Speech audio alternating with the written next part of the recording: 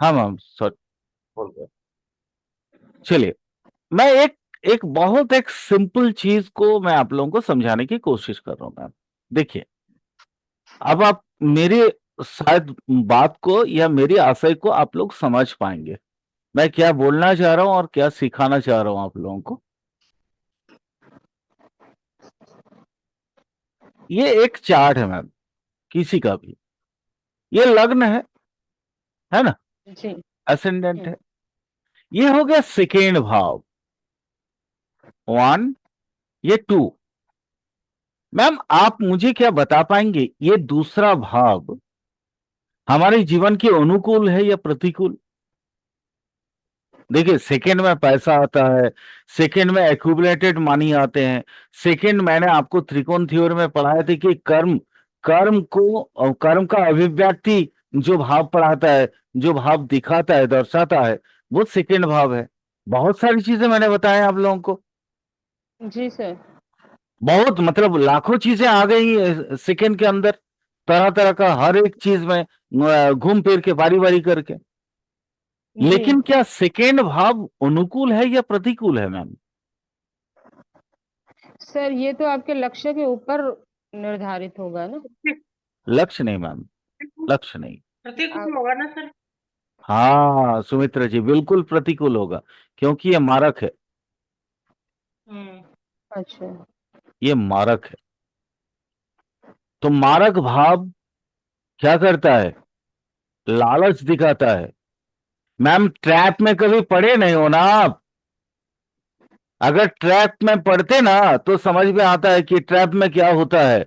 आपको लॉलीपॉप दिखा के लेके चल जाएगा, उसके बाद गर्दन छोटा कर देता है। ये सेकेंड भाव वो है, पैसे के पीछे ठीक। पागल कर देगा। ठीक सर। और पैसा, पैसा इतना बुरा चीज है। देखिए, अभी की पार्थिव दुनिया में पैसा बहुत बड़ा चीज है, क्योंकि अभी तो यहाँ, पहले क्या होता था, हम लोग बोलते थे ना, विद्वान सर्वत्र पूज्यते, बोलते थे। हम्म। लेकिन अभी नहीं मैम, अभी का जमाना में विद्वान सर्वत्र नहीं पूज्यते, अभी हो गया पैसा वाला सर्वत्र पूज्यते। Yes sir. तो अब ये युग, ये समय, आप हर एक को मालूम है कि स्थान, देश, काल, पात्र में हमारी एस्ट्रोलॉजिकल जो पराकाष्ठा या जो हमारी परालोचना, पर्यालोचना या पॉइंट ऑफ व्यू, आप वो भी बोल सकते हैं, बदल जाता है। तो यहां सेकेंड भाव में वो चीज आ गया। क्लियर? समझ में आ रहा है मैं क्या बोलना चाह रहा हूं? जी सर। अब देखिए, जैसे सप्तम भाव है मैम, सप्तम भाव का मतलब क्या होता है? ये तो हमारी पार्टनरशिप का भाव है ना। जी सर। हम इसके बिना तो अधूरे हैं। हम जो, हमारे जो रेगुलर जो मिलने वाले मित्र हैं वो भी सप्तम है। हम्म। लेकिन ईर्ष्या कहाँ होता है मैम? आप अचानक पैसा वाला बन जाइए ना, आपका डेली जो हम्म। मिलने वाला मित्र होंगे वही आपका मारक होगा। जी वही सर। ऐसा करेंगे। मैं ये नहीं कह रहा हूं कि वो मान देंगे, बट होते हैं ऐसे ही ना। आप जी सर। दुश्मन बाहर मत खोजिए, दुश्मन तो घर के अंदर होते हैं। ये तो सत्य में भी मालूम था, त्रेता में भी राम, विभीषण मैंने रावण नहीं हारता अगर विभीषण राम के साथ ना देता तो, है ना। ठीक सर। हम्म। चीजों को समझ रहे हैं आप? देखिए 11 भाव, समझिए मैम मैं क्या बोलना चाह रहा हूं। ये एकादश भाव आपकी इच्छा को, इच्छा की पूर्ति है ना, सफलता जी। दिखाता है, रोजगार दिखाता है, आपके पास कितना आर्थिक सच्छलता है वो दिखाता है ना, आप कितना धनवान जी। है। उस सेकेंड हाउस ही नहीं दिखाता है मैम, 11th हाउस भी दिखाता है। लेकिन ये 11th हाउस घर में झगड़ा भी लाता है, ये आपके बड़े भाई का भी है। आपके पास बहुत पैसा आ गया, बड़े भाई के पास पैसा नहीं है, झगड़ना हो गया ना स्टार्ट। जी सर। ये बाधक भी तो है चर राशि के लिए, जी। चर राशि के लिए तो बाधक भी है। इतना बाधा उत्पन्न कर देगा कि आप आगे चल के कुछ कर भी नहीं सकते हैं। इसलिए इन चीजों को मैं चाहता हूं कि आप लोग ना ओरिजिनल एस्ट्रोलॉजिकल जो टर्म्स है खाली वो किताब में या गुरु के मुंह से सुनिए मत, उसको लॉजिकली समझने की कोशिश करिए। अगर आप चीजों को गहराई से नहीं समझ पाएंगे तो आपके दिमाग में ये अधिक दिन तक रहेगा नहीं। आज अचानक से मैं क्या बोलता हूं, कभी कभी मैं कुछ और पढ़ा के चला जाता हूं, उस नेक्स्ट बार जब आप मेरे से वही चीज पूछते हैं तो मैं कुछ और बोल के चला जाता हूं। होता है ना मैम ऐसा? जी सर। क्योंकि देखिए आज 36-37 साल से मैं पढ़ रहा हूं, तो मैम नॉलेज में बहुत कुछ है, दिमाग में बहुत कुछ है, लेकिन एग्जैक्ट वक्त में, एग्जैक्ट आपके समय में जो याद आएंगे वही ना आपका मतलब नॉलेज है। तो सही वक्त पे सही चीजें आती नहीं है मैम, ये हम नहीं है, ये सिर्फ मेरा ही बात नहीं कर रहा हूं, ये हर एक एस्ट्रोलॉजर के साथ होता है। सर एक समय में एक ही चीज निकलेगी ना, हर चीज को समय देना चाहिए ना। वही ना। धीरे धीरे तो स्टेप बाय स्टेप आप आते ही है ना। हाँ, वही ना बोल रहे हैं मैम।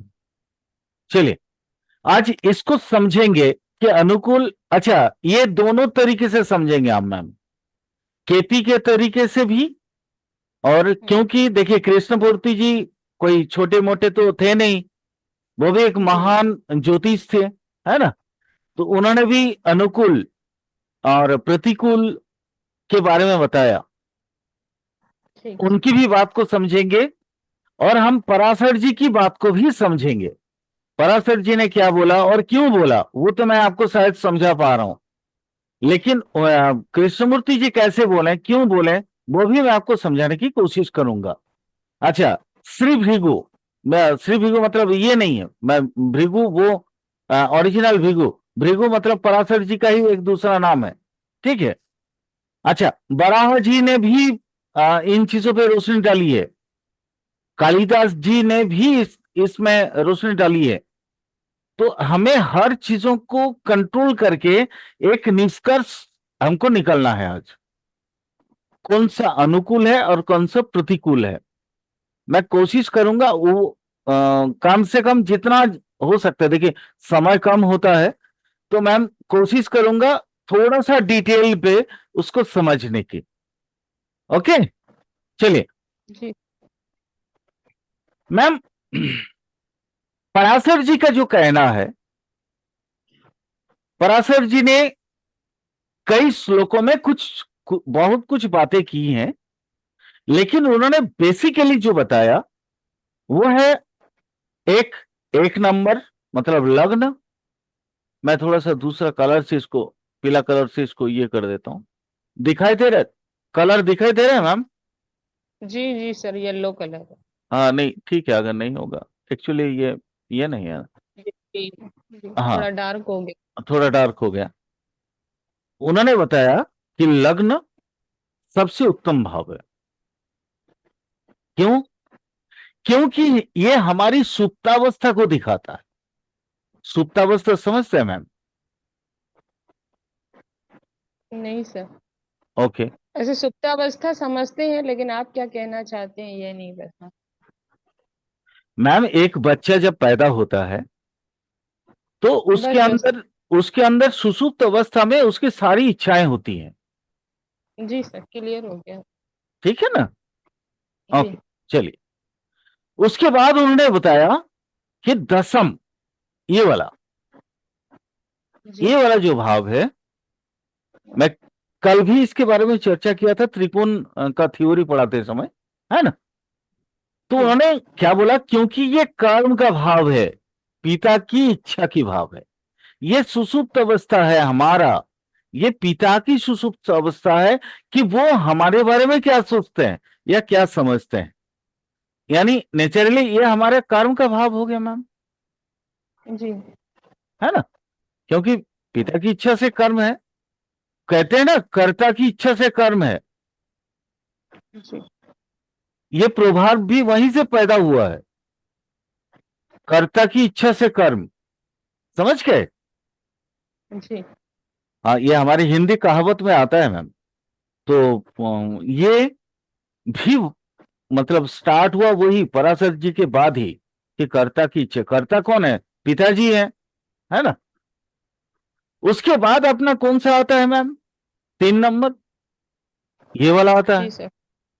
जी क्यों क्यों आता है मैम? हमारी सुषुप्त अवस्था और पिता के माध्यम से जब हम ओरिजिनल कर्मठ बनते हैं, हम जब योग्य बनते हैं, तो हमारे मन में ना बहुत सी क्या बातें होती हैं। मतलब दिल में वो होता है ना स्फुलिंग, है ना, क्योंकि ये मन मन और ये हृदय भी है मैम, उसको भी भूलिए मत। जी सर। हृदय में प्रेम गाथा जितना भी होता है पैदा, वो सब इसी भाव से देखते हैं हम लोग। और ये हार्ट का भी है। मेडिकल एस्ट्रोलॉजी में आप लोगों ने मेडिकल एस्ट्रोलॉजी पता नहीं आप लोगों ने देखा या नहीं देखा, वीडियो तो बहुत है ना, 19 लगभग वहां पे वीडियो होंगे मेडिकल एस्ट्रोलॉजी का। तो यहाँ ये हृदय पे उत्पन्न कोई भी स्फुलिंग है, वो सारी चीज हम यहीं से चौथे भाव में देखेंगे। ये भी एक अनुकूल भाव है। क्यों अनुकूल भाव है? थोड़ा सा इसको समझने की कोशिश करते हैं मैम। हम जो जीवन में संघर्ष करते हैं, बता सकते हैं किस लिए करते हैं? अपनी आजीविका पूर्ति करने के लिए नहीं करते हैं। एक कुत्ता भी तो अपना पेट पाल लेता है मैम, यहां से वहां से रोटियां मिल ही जाता है। मेरी बात को समझ रहे हैं? जी सर। लेकिन हम आजीविका के पीछे दौड़ते हैं, रोजगार के पीछे दौड़ते हैं। क्यों दौड़ते हैं? आपने कल कल नहीं परसों शायद मेरे से एक प्रश्न पूछा था पगड़ी वाली जगह पे कि जी सर। हम मतलब ये इमोशन जिम्मेवारी कहां से देखेंगे। मैंने बोला ना हम्म। फोर्थ और फिफ्थ, हम्म। तो ये जिम्मेवारी का जगह है।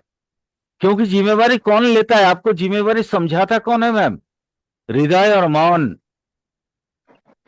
जी तो हम आजीविका के लिए क्यों दौड़ते हैं? कठोर परिश्रम के लिए, स्ट्रगल के लिए क्यों दौड़ते हैं?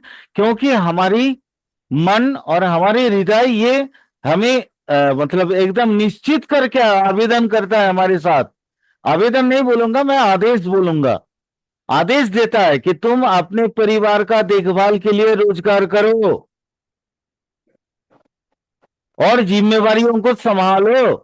तुम्हारे छोटी बहन है, उसकी शादी करना है। तुम्हारे बूढ़े माँ बाप हैं, उनका देखभाल करना है। तुम्हारे छोटे भाई बहन हैं, अब उनका पढ़ाई लिखाई इत्यादि सब कुछ करो। ये जिम्मेवारियों का जो एहसास है वो फोर्थ हाउस देता है। क्योंकि वो दिल में, मैंने बोला ना, वो स्फुलिंग छोटी छोटी अग्नि कलिका जैसा, अग्नि शलाका जैसा पैदा होता है। एक एक भाव होता है वो, इसलिए अनुकूल भाव है। ये आपको मारता नहीं है। परंतु ये मैं पराशर जी की बात बता रहा हूं, मैं अभी कृष्णमूर्ति जी की बात नहीं किया। क्लियर? Clear sir. अच्छा, और सप्तम, सप्तम क्यों है? हाँ सॉरी, सप्तम क्यों? अभी पंचम ही तो बाकी है।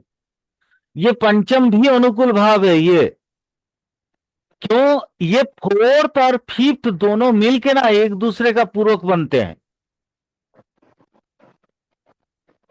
मैंने आपको उस दिन बोला था कि जिम्मेवारी का एहसास सिर्फ फोर्थ नहीं कराते, फोर्थ और फिफ्थ कराते हैं, सिर्फ फिफ्थ भी नहीं कराते हैं। क्योंकि हृदय, मन, आपके अंदर जो एक चेतना पैदा किया है, चेतना कहां जाता है? बुद्धि में, और बुद्धि उसको एग्री करता है, हाँ नहीं मेरे को करना चाहिए ऐसा, अपने को इस पे खरा उतरना है, नहीं तो हम लोग समाज में मुंह कैसे दिखाएंगे। क्लियर? Clear sir. ये भी एक अनुकूल भाव हो गया, ये एक अनुकूल भाव है, क्योंकि ये अहिक कर्म का है। हमारे जीवन में जीने के लिए बहुत सी चीजें हैं। देखिए ये मार्ग भी है मैम, जी सर। लेकिन मैं इसको, पराशर जी ने इसको मारक होने के बावजूद भी इसको अनुकूल में रखा है। चीजों को समझ रहे हैं? बहुत माइन्यूटली डिफरेंसेस है between second and seven. Second को उन्होंने कह दिया कि ये अनुकूल नहीं है, प्रतिकूल है, बट सेवेंथ को उन्होंने बोला कि नहीं, ये अनुकूल भाव है हमारे जीवन के लिए, क्योंकि ये ऐहिक कर्म का भाव है। ऐहिक कर्म, ऐहिक कर्म मतलब ये भाषा समझ रहे हैं मैम? इस शब्द समझ में आया? ये है जी जागतिक, पार्थिव। ऐहिक और ऐश्वरिक, ये दो शब्द आते हैं संस्कृत में। ऐहिक का मतलब होता है पार्थिव। ये तो मैंने कल डिस्कस किया था ना, कल या परसों। हाँ, जी सर किया। क्लियर हो गए ना? ये दोनों पर्यायवाची है मैम, पार्थिव, ऐहिक, जागतिक। अंग्रेजी में उसी को बोलते हैं ना मैटेरियलिस्टिक लाइफ। क्योंकि एक जीवन जीने के लिए हमें तो खाद्य सामग्री भी तो चाहिए, भूख मिटाना है शरीर। अगर हम तो हवा पानी वाले बाबा है नहीं, हमको तो खाना भी तो चाहिए। अगर हवा राइट। पावहरी बाबा हो जाए तो फिर हमें क्या मतलब है, किस चीज का, काहे को ये माथा खराब करेंगे हम मोक्ष की ओर सीधा नहीं चल जाएंगे जाम करके, एकदम फास्ट हाउस से चले जाएंगे हम 12 हाउस में। पावहरी बाबा होंगे तब ना, हम है तो नहीं। तो हमें तो वर्तमान जीवन जीते जीते धीरे धीरे धीरे धीरे हमको मोक्ष की ओर जाना है। आज मैं आपको एक चीज बता देता हूं, ये कपिल मुनि का एक मतादर्श है, एक मत है। एक आत्मा की जीवन जो है, ध्यान से सुनिएगा, ये मैंने नहीं बोला, ये कपिल मुनि बोले हैं। कपिल मुनि, कपिल मुनि जानते होंगे इनका नाम, जिन्होंने भरत का, माने क्या बोलते हैं, जो उसका पूर्वज है, उनका 60,000, सगर का 60,000 पुत्र संतानों का जो है बलि चढ़ा दिया था एक श्राप से। वो कपिल मुनि, जिसके वजह से भरत भगवान शिव की आराधना करके गंगा को अपने धरती पे उतार लाया था, गंगोत्री से। वो कपिल मुनि बोले हैं कि हम जब इंसान होते हैं, हम जब मनुष्य जन्म ले लेते हैं 1,84,000 जन्म के बाद, हम जब मनुष्य जन्म पा जाते हैं, और वो हमारी आत्मा की उम्र होती है 10,000 ईयर्स, 10,000 साल। ये 10,000 साल हम कितने जन्म में, आपको याद होगा लक्ष्मी मैम, मैंने एक कहानी सुनाया था आप लोगों को कि नारद मुनि जा रहे थे, और तीन तीन साधक और नारद मुनि की कहानी जी सर। याद है ना? एक जी इमली के जी पेड़ के नीचे बैठा था, जी जी सर, इमली का पेड़ जी। और इमली के पेड़ के नीचे बैठा जो साधक था वो सबसे ज्यादा खुश था, क्योंकि उसको जी रियलिटी पता था कि हम सांस छोड़ रहे हैं, मर रहे हैं, और सांस ले रहे हैं, हम जी रहे हैं। यानी हर सेकेंड में मेरा मतलब जन्म हो रहा है, हम पैदा हो रहे हैं नया नया, है ना मैम? जी सर। तो उन्होंने बोला कि देखिएगा, ऐसे बहुत से मतलब हमारे वो कथावाचक लोग होते हैं ना, डराते हैं। हाँ, ये डराना अच्छी बात भी है, क्योंकि हम ना डरते नहीं है जब तक तब तक अच्छे कर्म करते नहीं है। वह कथावाचक लोग क्या बोलते हैं कि तुम अगर लोगों की दान नहीं दोगे तो मरोगे, तो कुत्ता बनोगे, कहते हैं ना। जी सर। बात में बात बात गलत है, बट उनके आशय गलत नहीं है, उनके आशय बहुत अच्छा है, क्योंकि वो इस तरीके से डरा धमका के लोगों को सदविचार और सद उपाय में लाने की कोशिश करते हैं। हम एक बार अगर इंसान पैदा हो जाते हैं मैम, हमारा आत्मा ये 10,000 ईयर्स तक ही रहेगा, उसके बाद फिर वो शिव समूह में विलीन हो जाएगा। सदाशिव, सदाशिव मतलब the extreme power, the extreme energy of the world, ये पूरी ब्रह्मांड की जो एक्सट्रीम एनर्जी है। और वहां पे जहां पे हम जाके energy is equal to m c square नहीं बनेंगे हम। क्लियर? ये आइंस्टाइन सबसे जल्दी समझ पाए थे इसको, इसलिए उन्होंने ये एनर्जी की थ्योरी दिया था, ये is equal to m c square. Kapil Muni अपने साधना के माध्यम से अपनी ये थ्योरी देके गए हैं। अब ये कोई 10 जन्म में भी पूरा कर सकता है, कोई 1000 जन्म में भी पूरा कर सकता है। मान लीजिए एक बार पैदा हुआ, 1 साल जिया, फिर मर गया, फिर दोबारा पैदा हुआ, फिर 1 साल जिया, तो ये 1000 साल वो जैसा चाहे वैसा पूरा कर सकता है। क्लियर? बट ये जीवन जीने के लिए भी यही कर्म की आवश्यकता होती है।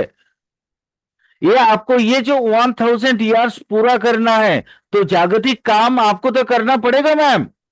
अगर बच्चा भी है तो उसको तो दूध पीना पड़ेगा, पोटी करना पड़ेगा ना।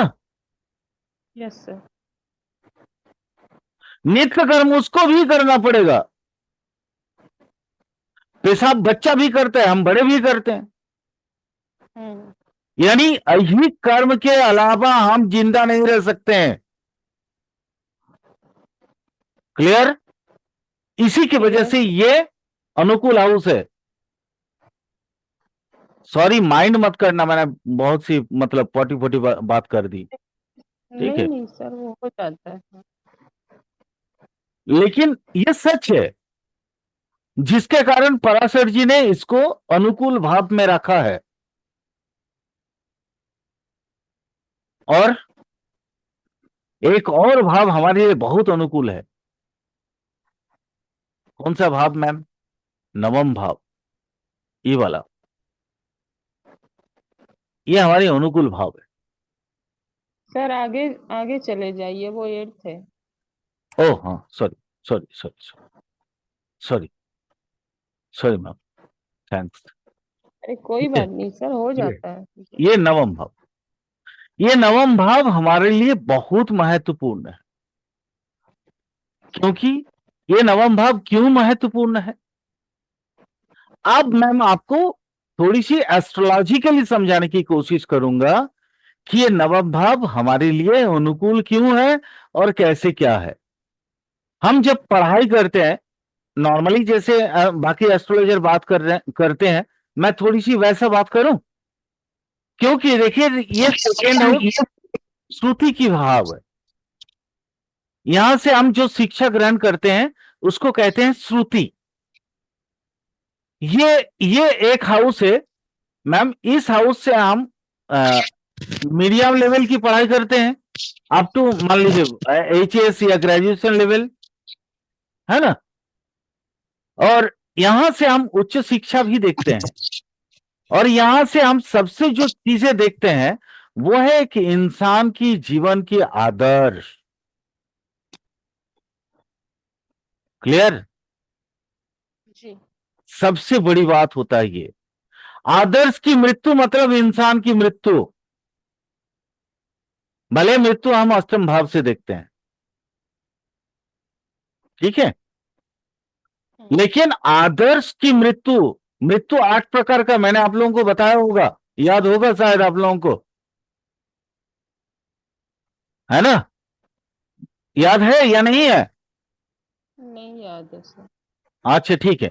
मैंने बोला था मृत्यु 8 प्रकार का है। जैसे शादी और 8 प्रकार का है, वैसे मृत्यु भी 8 प्रकार का है। तो मृत्यु 8 प्रकार में जैसे किसी का बदनामी हुआ, वो भी मृत्यु है। एकदम जी एक्सट्रीम सर। कष्ट होना, एक्सट्रीम शारीरिक कष्ट होना, वो भी मृत्यु तुल्य कष्ट है। कहते हैं ना, मृत्यु तुल्य। ये मर नहीं आपने जाता है। बताया, याद आ गया सर, किसी के सम्मान की हानि भी मृत्यु है। जी। ये जी। आपने और आदर्श बताया। की मृत्यु भी मृत्यु है। ये सब वही आठ आठ प्रकार के मृत्यु में ही आता है। और मृत्यु हो जाने का मतलब है तो शरीर बदल देना, है ना?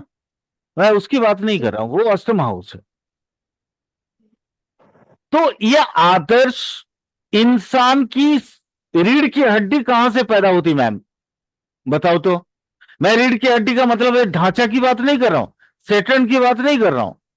मैं आदर्श वाली रीढ़ की हड्डी की बात कर रहा हूं।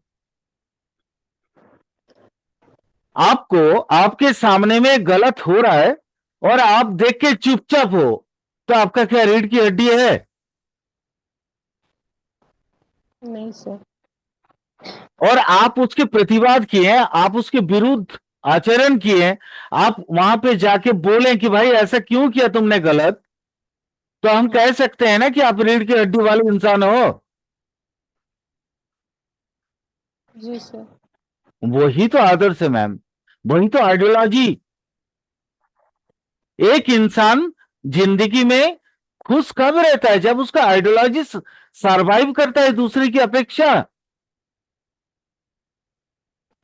समझ में आ रहा है ना मैं क्या बोलना जी चाह रहा सर। हूं? जी सर।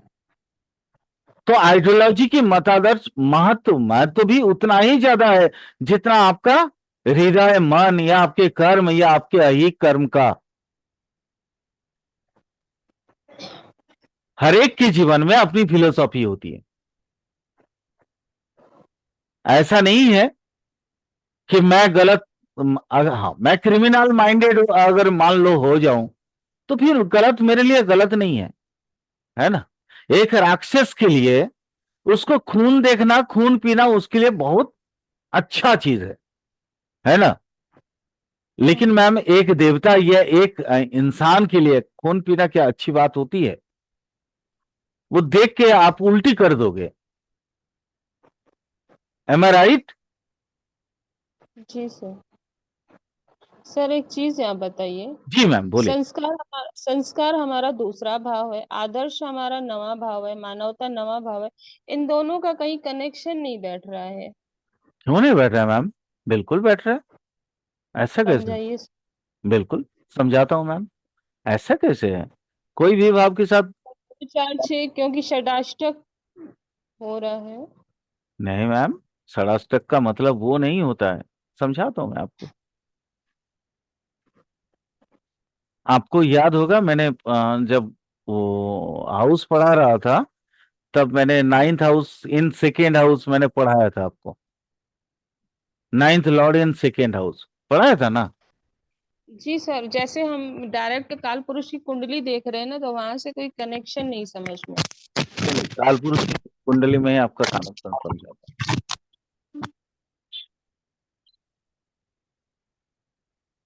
ये 3 हाउस के बीच में कनेक्शंस तो हैं, ऐसा तो नहीं कर। देखिए सबसे बड़ा कनेक्शन कहाँ है बोलिए तो, लगन के जरिए। ठीक है। अब आप इसको देखिए, ये कालपुरुष का पहला भाव है, ये दूसरा भाव है, ये चौथा भाव है, ये नवा भाव। क्लियर? याद रखिएगा, ये भाव, पहला भाव, इसको तो लगन बोलते हैं ना, यही तो कालपुरुष है मैम, यही तो जातक है। ये जातक पूर्ण कहां से होता है? इस जी त्रिकोण से। सर। जी सर। क्लियर? क्लियर। ये जो अर्थ, यह मारक किसका है मैम? लगन का। जातक का। तो जी कनेक्शन बन सर। गया ना? ठीक सर। अच्छा, दूसरा कनेक्शन देख लीजिए। भावत भावम सिद्धांतम अगर देखें हम, तो कौन सा कनेक्शन बनेगा देख लीजिए, उसको भी समझते हैं। 2 4 6 8। मैम, मैंने क्या बोला था? अष्टम भाव हमारा कौन सा है? अष्टम भाव याद होगा आपको, मैंने क्या बोला था? अष्टम भाव इज इम्यूनिटी, है ना? जी सर। जी इम्यूनिटी, इम्यूनिटी के भाव है। और छठा जी भाव अपना कौन सा भाव है? उन्नति का। जी और छठा षष्ठ भाव कौन सा भाव है मैम? Six house. चलिए डायरेक्ट लिख देता हूं। सिक्स हाउस कैसा है? उन्नति, रोग, ऋण, शत्रु, माहौल, परिवेश, वातावरण, सब तो छठा हाउस जी है ना? मैम यहां से देखिए, गिनिए तो 1 2 3 4 5 6। ये नाइन्थ हाउस का पूरक हाउस कौन सा है? ये वाला आया। जी सर। और इसका इम्यूनिटी कहां है? ये वाला हाउस आया। ठीक। जी सर। तो ऐसा नहीं है कि नहीं है, क्योंकि ये देखिए, श्रुति, श्रुति की इम्यूनिटी कहां से आएगी? पहला तो सेकंड भाव आता है मैम, सेकंड भाव के बाद ना नाइन्थ हाउस आएगा। तो ये श्रुति है, ये अपना पढ़ाई लिखाई की एकदम शुरुआत ही, जो गोदी में बैठ के माँ बाप के गोदी में, या नानी नाना ताई ताऊ, हाँ दादा दादी के गोद में बैठ के हम सीखते हैं। बोलो ए फॉर एप्पल, वो वाला।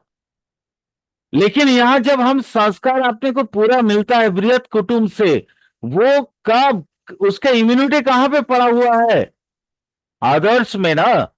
ये मान लीजिए एक दवा आपने खाया है, और अगर आपका वो इम्यूनिटी नहीं बना पाया सही ढंग से, ये खास करके कोविड टाइम पे तो हम लोग देखे ही हैं कि अगर वो इम्यूनिटी नहीं बना पाया तो आपका संक्रमण हो जाता जी सर। है ना? तो इम्यूनिटी, संस्कार ही तो इम्यूनिटी देता है आपको। ठीक sir. Clear? Thank you sir. और क्लियर ये सर। देखिए, ये उन्नति यहीं से होता है। ये दो तरीके से मैंने आपको संपर्क बता दिया। जी सर। क्लियर? देखिए मैम, क्लियर। ये हमारे हमारे गुरुओं ने, खास करके हमारे जो परम गुरु हैं पराशर जी, उन्होंने बहुत ध्यान से ये कुंडली का डिजाइन किया है। ऐसा कोई भी चीज ये नहीं है जो उन्होंने छुआ नहीं, या उन्होंने बताया नहीं। समय के मार में हम लोग ना भूल गए हैं वो सब। ठीक है, ओरिजिनल। अब एस्ट्रोलॉजी मैं, अब लोग तो मैंने, हम लोग तो अभी बहुत भाग्यवान है, क्योंकि अभी धीरे धीरे तो बहुत सारा चीज रिबिल्ड हो रहा है नई तरीके से। फिर मैं मानता हूं, old wine is in new bottle, ऐसा है कि पुराना वो मद्य जो है अब नई बोतल में आ रहे हैं। बट नॉलेज तो आ रहा है ना मैम वापस अपने पास। जी सर। हम लोग खुशनसीब है ना।